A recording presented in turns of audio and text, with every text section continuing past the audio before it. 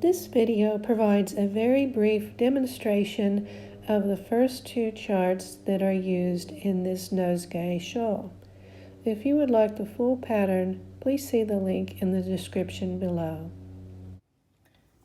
We begin diagram A with a floating double crochet.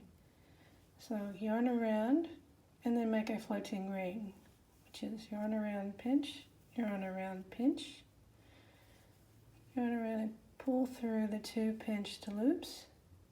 There's our floating ring.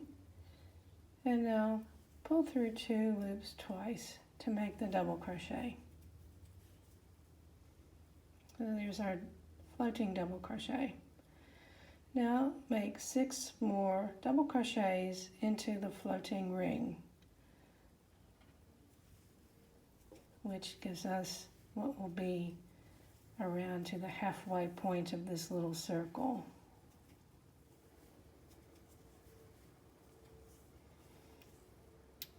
Now we work our way to kind of the base of this motif. So we do chain 3, and now we do a floating double treble 2 together, or cluster. So that means we start with 3 yarn overs, then we make a floating ring, another yarn over, pinch, yarn over, pinch, yarn over, pull through 2. And since this is a 2 together type stitch, we're going to pull through 2, but not all the way. We're going to wait until we've got 2 loops left on the hook before we start the other double crochet or double treble, which will also go into the floating ring.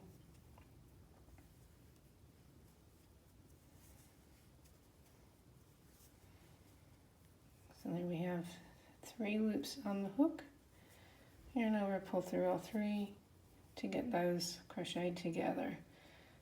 So as you can see, we've started the first sort of left-hand side. It's kind of hard to show you now, but this top floating ring here is kind of a basis for all the other sort of elements that are going to go into this section of the pattern.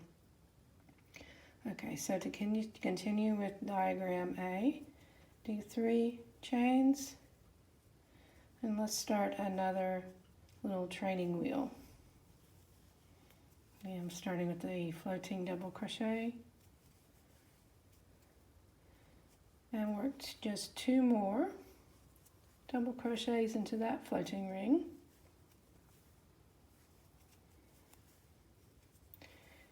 And we've got to connect what we've just done here to the one we've done before. So look for the little circle we've done at the start. Count back 3, 1, 2, 3 stitches. And we're going to slip stitch into that 3rd stitch, which joins the 2 little circles together.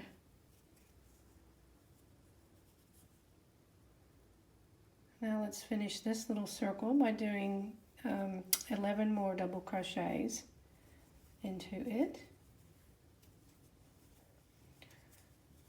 Just remembering you always have 14 double crochets in these little circles. Okay, so let's close this by doing a slip stitch around the chain 3 that's connected to it. Just slip stitch around that chain 3, do 3 more chains,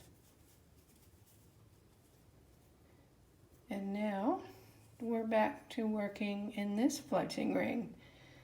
Okay, this one here. And in this floating ring we're always doing the double treble 2 together. That's all we do in that one there. So yarn around 3 times until you get to 2, 3 times,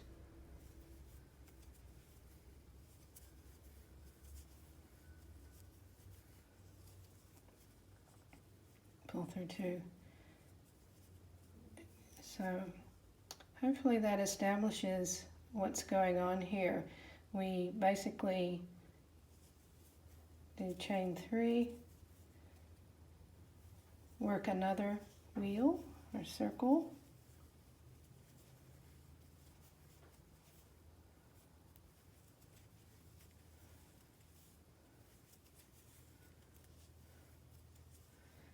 and remembering after we get to the third stitch there, we connect it to the third stitch of the circle beforehand.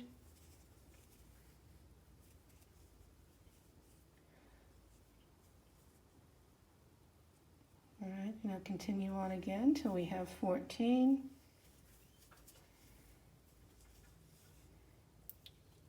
Close the motif by slip stitching around that chain 3.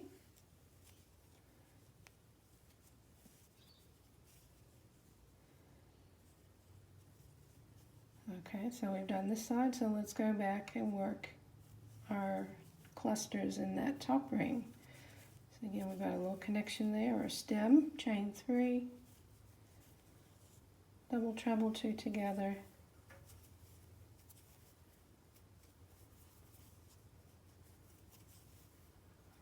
and that's basically what you keep on doing. I'll just stop there for the moment. Let's get our bearings here. So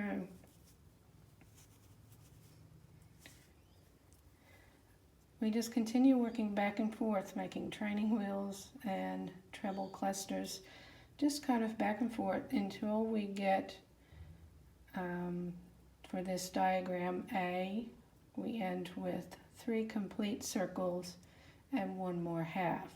So I'll work to there and show you what happens next. So there's the completed diagram A, and just to review, we worked a half of a wheel here, we did chain 3, and then we worked our floating double treble 2 together to make that floating ring there, which left our hook in this position.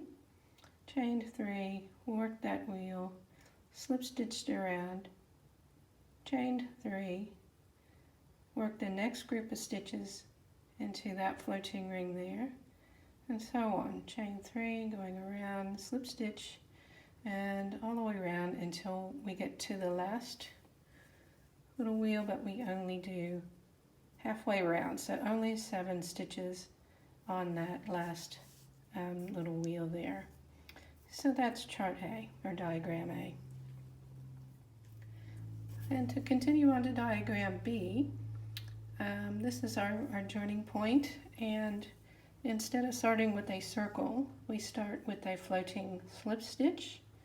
So starting way, do a floating ring with a yarn over pinch, and since this is a slip stitch, we go through all 3 loops on the hook, and that is going to be our floating ring that we use. The equivalent would be this one here. Okay, so we begin diagram B with 5 chain, which stands in for half of the double treble 2 together. Let's work the other half going into that floating ring there.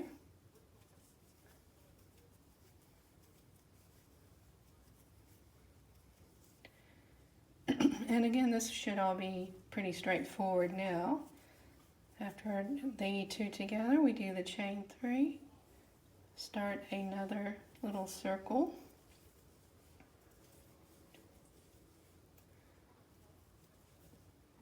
and remembering that when we get to the third double crochet,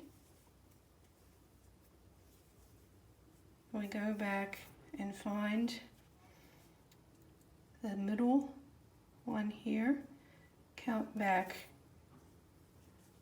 3 stitches and slip stitch into that one there. So 1, 2, 3, slip stitch into that,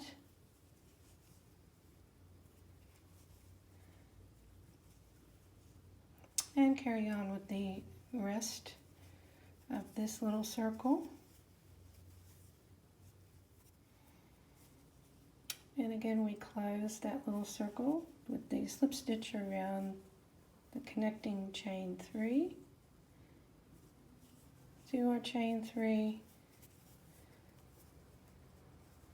and the double treble 2 together in that other floating ring here, that floating slip stitch that we made in the very beginning.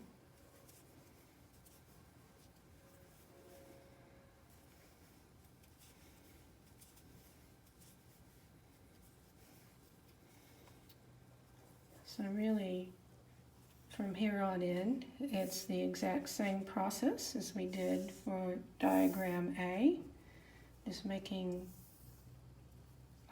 our really 4.5 this time, more little circles before we repeat chart B again. So again, it's just a matter of thinking about coming from the circle, going in and doing these ones on the inside, coming out, going in, coming out, and going in. And I think once you get the hang of that, hopefully the rest of the charts will make more sense. The only difference really in charts is that some connect up in different places, but I think that will be easy to read. If not, write in, let me know, and I'll go over some more of the charts for you. Thanks for watching, and see you again soon.